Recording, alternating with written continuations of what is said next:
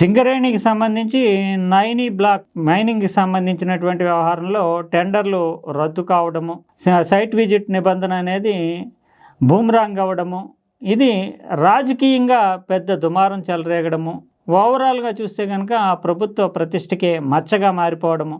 దీంతోపాటు ఇంతవరకు కేవలం ప్రేక్షక పాత్రకి లేదంటే స్లీపింగ్ పార్ట్నర్గా ఉన్నటువంటి కేంద్ర ప్రభుత్వం స్వయంగా రంగంలోకి దిగి అసలు సింగరేణిలో ఏం జరుగుతోంది, అక్రమాలు అవకతవకలు గడిచినటువంటి 10 సంవత్సరాలుగా కూడా ఏం చోటు చేసుకున్నాయి, ఇప్పుడు చూస్తే కనుక కాంగ్రెస్ ప్రభుత్వంలో ఈ 2 ఏళ్లలో చోటు చేసుకున్నటువంటి టెండర్లు వ్యవహారాలు, వీటిని రద్దు చేయడానికి దారితీసినటువంటి పరిస్థితులు, అసలు సింగరేణి లాభాలలో ఉన్నట్టుగా చూపిస్తున్నటువంటి నేపథ్యంలో అసలు జీతాలు ఇచ్చేటటువంటి వాతావరణమే ఉందా లేదా, ఇదంతా కూడా కేంద్రం ఇప్పుడు గుప్పిటి బిగించడానికి అంటే సందర్భం దొరికింది కాబట్టి ఇంతవరకు రాష్ట్ర ప్రభుత్వ ఆధీనంలో నడుస్తున్నటువంటి ఈ సింగరేణి వ్యవహారంలో తన పట్టు బిగించడానికి ప్రయత్నాలు మొదలుపెట్టింది.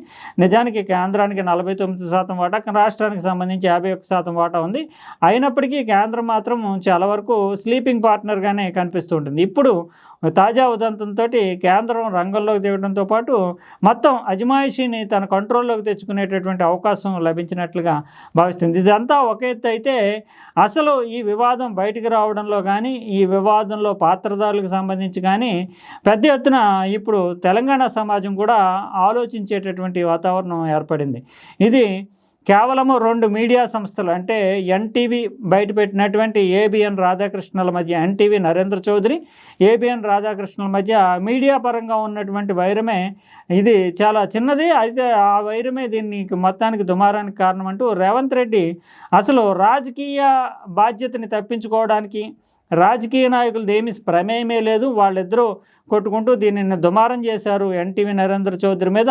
ఏబిఎన్ రాధాకృష్ణకు ఉండేటటువంటి అక్కసు లేదంటే మీడియా పరమైనటువంటి పోటీ లేదా వైరం వల్లే ఇది ఉదంతాన్ని బయటపెట్టాడు తప్ప రాజకీయంగా తమకేమీ సంబంధం లేదన్నట్లుగా రేవంత్ రెడ్డి వ్యాఖ్యలు చేయడము. అయితే మల్లుబట్టి విక్రమార్కకి రేవంత్ రెడ్డికి మధ్య ఉండేటటువంటి వివాదము, స్పర్ధ, అదే ప్రధాన కారణంగా ఈ సింగరేణికి సంబంధించి సైట్ విజిట్ నిబంధన కానీ లేదంటే ఈ రోజున ఆ టెండర్లని రద్దు చేసేటటువంటి వాతావరణం ఏర్పడడం కానీ ప్రధాన కారణమైనటువంటిది అటు రేవంత్ రెడ్డికి, ముఖ్యమంత్రిగా ఉన్నటువంటి రేవంత్ రెడ్డికి, ఉప ముఖ్యమంత్రిగా ఉన్నటువంటి మల్లుబట్టి విక్రమార్కకి మధ్య ఏర్పడినటువంటి ఆధిపత్య పోరు, లేదంటే సింగరేణి మీద కంట్రోల్ సాధించడం, లేదంటే టెండర్లు తమ అనుయాయులు మాత్రమే దక్కించుకోవాలనేటటువంటి పోటీతత్వం కారణంగానే ఈ వివాదం రచ్చకెక్కింది అనేటటువంటి మరో వాదన వినవస్తుంది. నిజానికి నరేంద్ర చౌదరికి రాధాకృష్ణకి మధ్య ఉన్నటువంటి మీడియా పోటీయా, లేదంటే ముఖ్యమంత్రి ఉప ముఖ్యమంత్రి మధ్య ఉన్నటువంటి రాజకీయ స్పర్ధ,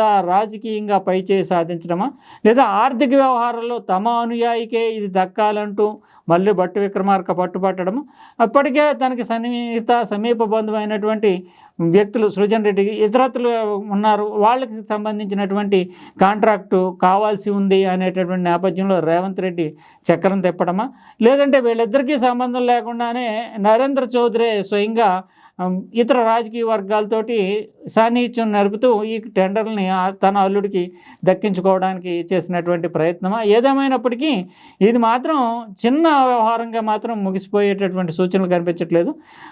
ఉప ముఖ్యమంత్రి మల్లుబట్టి విక్రమార్కకి, ముఖ్యమంత్రి రేవంత్ రెడ్డికి మధ్య ఇది చాలా చిచ్చుద్రేపేటటువంటి సూచనలే కనిపిస్తూ ఉన్నాయి.